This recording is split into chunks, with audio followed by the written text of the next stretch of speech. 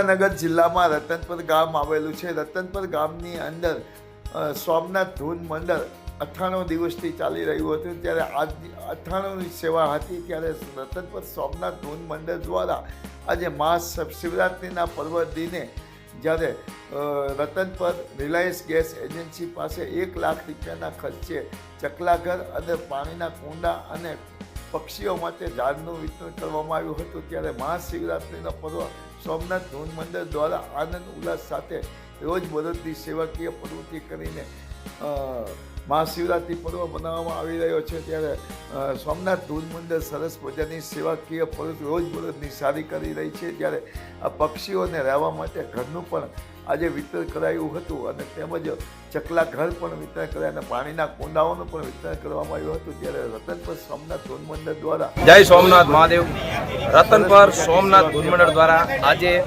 નિઃશુલ્ક પાણીના કુંડા, પક્ષી ઘર અને જુવારનું વિતરણ કરેલ છે।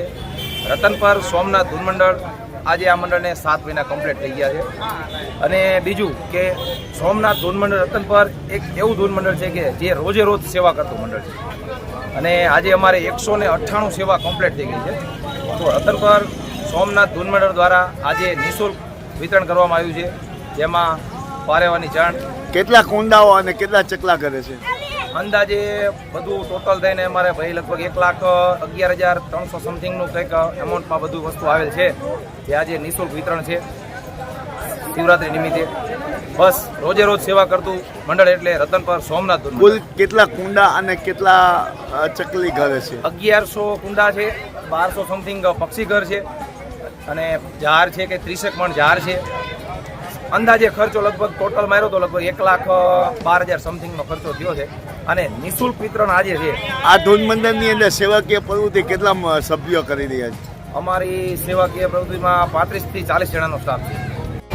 જય સોમનાથ ધૂન મંડળ રતનપર સુરેન્દ્રનગર વાળા તરફથી આજે મહાશિવરાત્રિના ભવ્ય તહેવાર નિમિત્તે પક્ષી ઘર, પાણીના કુંડા, પાડવાની ઝાર આ બધી વસ્તુનું નિઃશુલ્ક વિતરણ કરવામાં આવેલ છે। ઉનાળાને ખાસ ધ્યાને રાખી અને આ બધું વસ્તુનું વિતરણ કરવામાં આવ્યું છે અને huge સંખ્યામાં આપણે વસ્તુ હાજર છે, ફૂલ સ્ટોક હાજર છે। જયેશભાઈ, આપણને એ પૂછ્યું કે જ્યારે પક્ષી ઘર અને જ્યારે કબૂતર માટે જે પાણી પીવાના કુંડાનું વિતરણ કુલ અંદાજે કેટલા રૂપિયાના ખર્ચે વિતરણ કરવામાં આવ્યું? આપણે લગભગ 1,11,000 રૂપિયા કે એથી વધુની રકમમાં આપણે આ વસ્તુની ખરીદી કરી અને નિઃશુલ્ક વિતરણ આપણે રતનપર રિલાયન્સ પાસે રાખેલ છે। સોમનાથ ધૂન મંડળ કેટલા વર્ષોથી સેવાકીય પ્રવૃત્તિ આ કરી રહી છે? સોમનાથ ધૂન મંડળ બનાવ્યા સોમનાથ ધૂન મંડળને હજી 6 મહિના જેવો સમય થયો છે અને અમારું મંડળ એવું મંડળ છે કે અમારી દરરોજની સેવા હોય છે। કોઈ નિરાધાર માવતર હોય તો એના માટે અમે કરિયાણાની કીટની વ્યવસ્થા કરીએ છીએ, કોઈને દવાની જરૂર હોય તો દવાની વ્યવસ્થા કરીએ છીએ, અથવા બીજી કોઈ પણ સેવાકીય પ્રવૃત્તિની જરૂર હોય તો અમારું મંડળ રોજે રોજ સેવા કરતું મંડળ છે અને કોઈ પણને જરૂર કુલ કેટલા સભ્યો સેવા કરી રહ્યા છે ધૂન મંડળ? લગભગ 50 સભ્યો છે અમારા ધૂન મંડળના 50 સભ્યો છે।